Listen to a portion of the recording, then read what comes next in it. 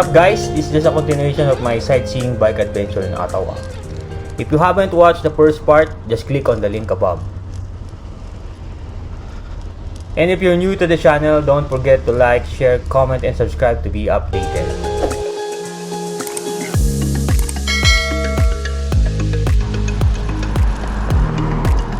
Currently on the Ontario side, and once we pass by this beautiful Alexandra Bridge, I'll reach Gatineau, which is part of the Quebec province. As you can see, there is a very wide bike and pedestrian lane on the side of the bridge, so you won't miss out on the views of the Parliament Hill and Ottawa River.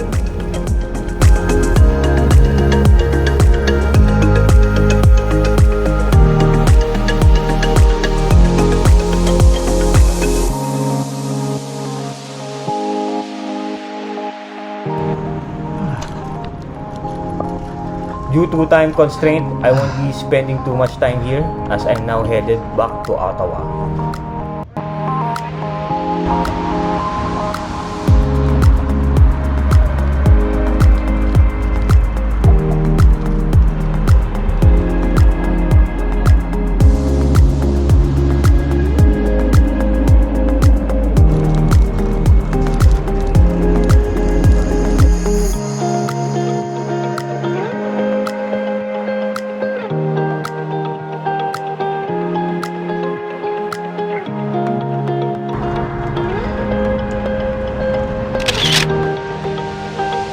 Across the street from the museum and cathedral is Major Hill, which we passed by earlier. It has a lot of green space and gardens, a wonderful view of the Parliament Hill, Ottawa River, and the canal. Again, this is just a quick stop as I'm now heading to the Rideau Canal locks.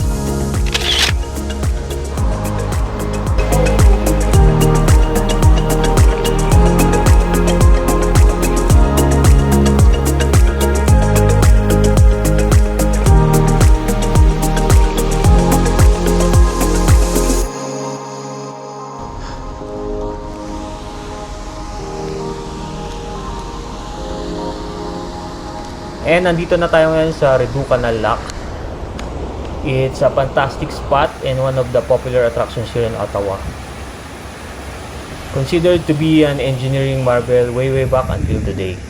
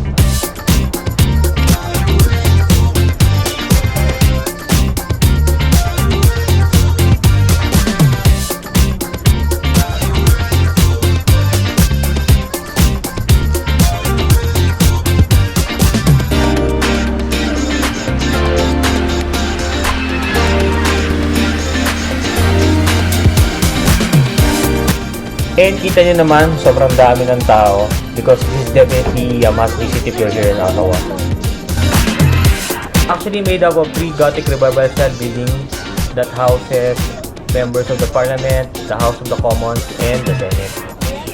So, ito na yung capital of Canada.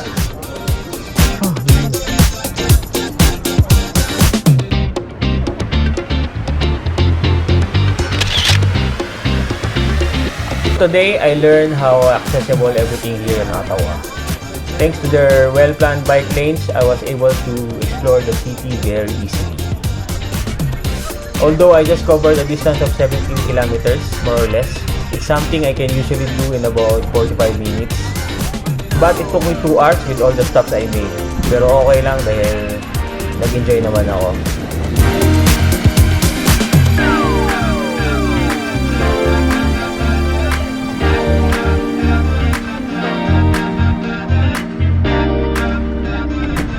Alright, that's it for today. Hope you enjoyed my Ottawa bike adventure. See you again in the next episode. Until then, peace!